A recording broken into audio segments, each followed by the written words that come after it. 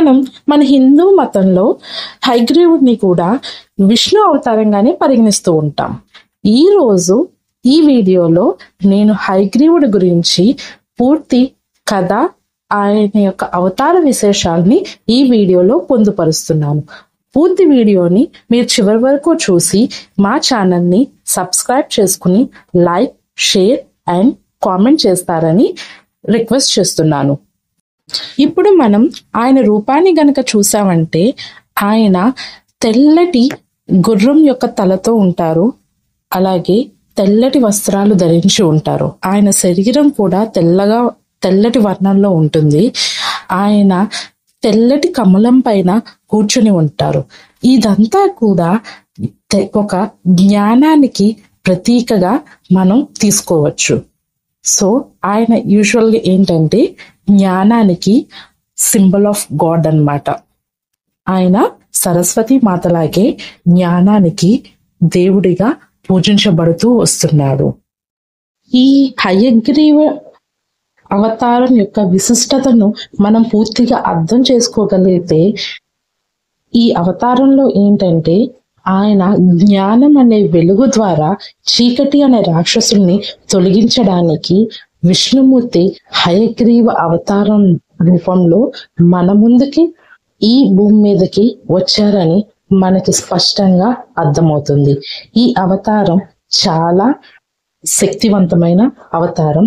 మన జ్ఞానం కోసం, అలాగే ఎవరైనా కూడా వాళ్ళ యొక్క డిటర్మినేషన్ అండ్ ప్యాషన్ తోటి ఏ విషయమైనా ఒక పనిని ముందుకు వెళ్ళట్లేదు, ఏదైనా విషయం జరగట్లేదు, వాళ్ళు ఎంతో హార్డ్ వర్క్ చేస్తున్నారు, వాళ్ళు ఒక ప్రాజెక్ట్ వర్క్ చేస్తున్నారు, లేకపోతే స్టూడెంట్స్ అనే వాళ్ళు కంటిన్యూస్ గా హార్డ్ వర్క్ చేస్తూ వాళ్ళ ఎడ్యుకేషన్ లో ముందుకు వెళ్దాం అనుకుంటున్నారు. అయినా కూడా వాళ్ళు ఎక్కడో ఫెయిల్ అవుతున్నారు, వాళ్ళ యొక్క ఫోకస్ మిస్ అవుతున్నారు అని అనుకుంటున్నప్పుడు ఈ హయగ్రీవుని యొక్క మంత్రం గాని స్తోత్రం గాని మనం జపించినప్పుడు, ఆయన యొక్క పూజ గనక మనం చేయగలిగితే ఖచ్చితంగా ఆయన అనుగ్రహం మన మీద పడి మనం అలాంటి అడ్డంకుల్ని ఖచ్చితంగా తొలగించుకొని మనం విజయం సాధిస్తామని నేను ఖచ్చితంగా చెబుతున్నాను.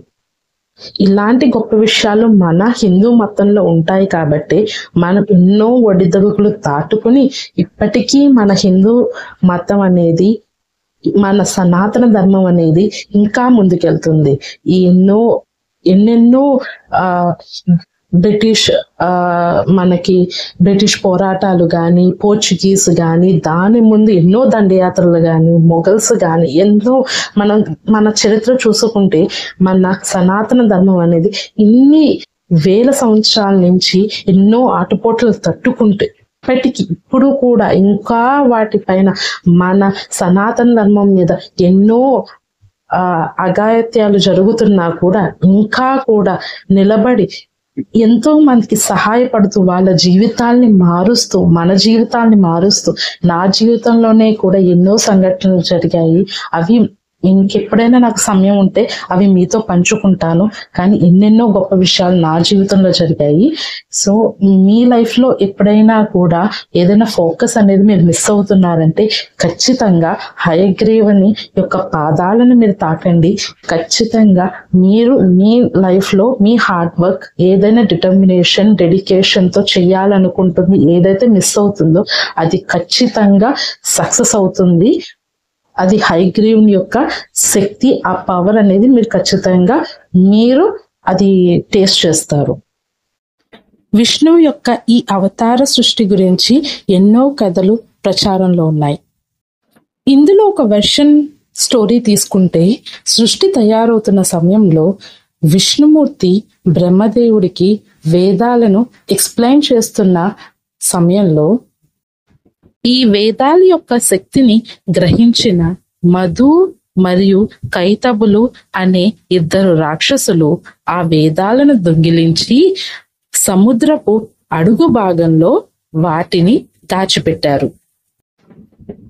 ఇది జరిగిన తర్వాత ఏమి తోచని బ్రహ్మ విష్ణువు సహాయం కోరగా విష్ణువు హయగ్రీవ రూపాన్ని తీసుకుని ఆ మధు కైతవులు ఇద్దరు రాక్షసుల్ని సంహరించి ఆ వేదాలని సముద్రం అడుగు నుంచి బయటకు తీసి మళ్ళీ తిరిగి బ్రహ్మకు అప్పగించాడని ఈ కథ చెబుతోంది. ఇప్పటి వరకు ఒక వర్షన్ కథ మనం తెలుసుకున్నాం. ఇప్పుడు మరొక ఇంకొక వెర్షన్ ఉంది. ఇది దేవి పురాణం నుండి మనం చెప్పబడుతుంది. దీంట్లో ఏంటంటే దక్ష ప్రజాపతికి ఒక హయగ్రీవుడు అనే ఒక కుమారుడు ఉండేవాడు. అతను ఒక రాక్షసుడు. అతనికి ఒక గుర్రం తలతో ఉండేవాడు. అయితే అతను ఒకసారి తీవ్రమైన దుర్గామాతకి తీవ్రమైన తపస్సు చేశాడు. యాజ్ యూజువల్ ప్రతి రాక్షసుడు అడిగినట్టే అతను కూడా తను ఒక వరం కోరుకున్నాడు. నాకు చావు ఉండకూడదు, నాకు మరణం ఉండకూడదు అని ఒక వరం కోరుకున్నాడు. అయితే అది సాధ్యం కాదు కదా. అమ్మ, అది సాధ్యం కాదు నాయన, నువ్వు వేరే వరం ఏమైనా కోరుకో అన్నాడిక. అయితే దానికి మెలికగా ఇతనేమని పెట్టాడు, చాలా తెలివిగా అడుగుతున్నాను అనుకుని, నాలాగే గుర్రం తలతో ఉండే వ్యక్తే, నా పేరు హయగ్రీవుడైన వ్యక్తే వచ్చి చంపితే తప్ప నాకు మరణం అనేది సంభవించకూడదు అనేసి అలాంటి వరాన్ని తను కోరుకుని చాలా శక్తులన్నీ సంపాదించుకుని దుర్గామాత నుండి ఆ రాక్షసుడు తన తపస్సుని విజయం సాధించుకున్నాడు. ఈ వరం పొందిన ఆ రాక్షస హయగ్రీవుడు ఇంకేముంది, దేవలోకం మీద పడి విధ్వంసం సృష్టించడం ప్రారంభించాడు. అయితే ఈ రాక్షసుడు పెడుతున్న బాధలు తట్టుకోలేక ఈ దేవతలందరూ విష్ణుమూర్తి చెంతకు చేరారు. సాక్షాత్తు ఆ పరాశక్తే వరం ఇవ్వడం వలన ఆ హయగ్రీవ రాక్షసుడు చాలా శక్తివంతుడైపోయాడు. విష్ణుమూర్తి కూడా అతని శక్తి ముందు తాళలేకపోయాడు. ఏం చేయాలో దేవలోకానికి అర్థం కాలేదు. సుదీర్ఘ భీకర యుద్ధం తర్వాత కూడా హయగ్రీవ రాక్షసుడు అజేయుడుగానే ఉన్నాడు. కానీ ఈ యుద్ధం విష్ణువుపై తీవ్ర ప్రభావాన్ని చూపించింది. విష్ణువు తన బలాన్ని, శక్తిని తిరిగి పొందటానికి వైకుంఠానికి చేరుకున్నాడు. అలా చేరుకున్న తర్వాత పద్మాసనంలో కూర్చొని తన విల్లుని తీసుకుని విల్లు పై భాగంలో తన వింటి మీద తలవాల్చి అలా కాసేపు వాల్చి ఉండగా మెల్లగా యోగ నిద్రలోకి జారుకున్నాడు. దేవతలు అప్పుడు విష్ణువుని యోగ నిద్రలోంచి తిరిగి లేచి యుద్ధాన్ని ప్రారంభించాలనుకున్నారు. కానీ ఎవ్వరూ కూడా ఆయన్ని నిద్రలోంచి లేపలేకపోయారు. అప్పుడు బ్రహ్మదేవుడు ఒక ఉపాయాన్ని ఆలోచించాడు. బ్రహ్మదేవుడు అప్పుడు ఒక చెదపురుగుని సృష్టించాడు. ఆ చెదపురుగు వెళ్ళి ఆ తీగను కొరికితే ఆ ఒక శబ్దం అనేది సృష్టించబడుతుంది అని అనుకున్నాడు. ఆ శబ్దం ద్వారా ఖచ్చితంగా విష్ణువు మెలకు వస్తుంది అని బ్రహ్మదేవుడు ప్లాన్ ఆలోచించాడు. బ్రహ్మదేవుడు ఊహించినట్టే ఆ చెదపురుగు వెళ్ళి వింటినారి యొక్క తీగను కొరికింది. కొరికిన వెంటనే ఒక శబ్దం సృష్టించబడింది. ఆ శబ్దం యొక్క ప్రతిధ్వని ఈ విశ్వం అంతా అదిరేలా చేసింది. అలానే ఒక దాని నుంచి వెలువడిన శక్తి విష్ణువు యొక్క తల తెగిపడేలా చేసింది. ఆ పడిన తల పాల సముద్రంలో పడింది. బ్రహ్మదేవుని పథకం పూర్తిగా విఫలమైంది. దేవతలు జరిగింది చూసి దుఃఖించి నిరాశ చెందారు.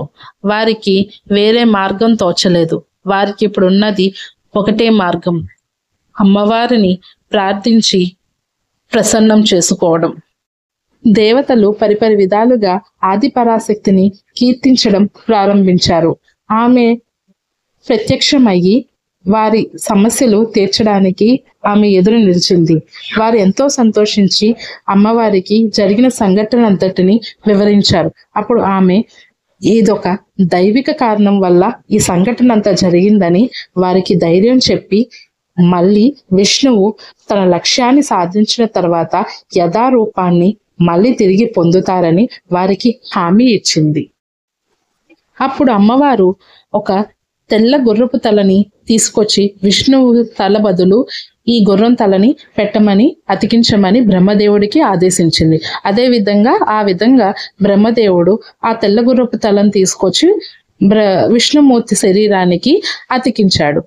ఆ విధంగా అలాగే ప్రాణం పోశాడు. ఆ పోయడం వల్ల ఇప్పుడు హయగ్రీవుడు అవతరించాడు. ఈ విధంగా విష్ణుమూర్తి హయగ్రీవ రూపాన్ని తీసుకున్నాడు. ఆ హయగ్రీవ రాక్షసుడు ఏ విధంగా అయితే తన మరణానికి సంబంధించిన వరాన్ని అయితే అమ్మవారిని కోరుకున్నారో ఆ విధంగా ఇప్పుడు హయగ్రీవ రూపాన్ని అయితే అవతారం అయితే సృష్టించబడింది. విష్ణు అవతారమైన హయగ్రీవుడు ఆ హయగ్రీవ రాక్షసుని అంతమొందించి తను తిరిగి విష్ణు అవతారాన్ని తీసుకున్నాడు.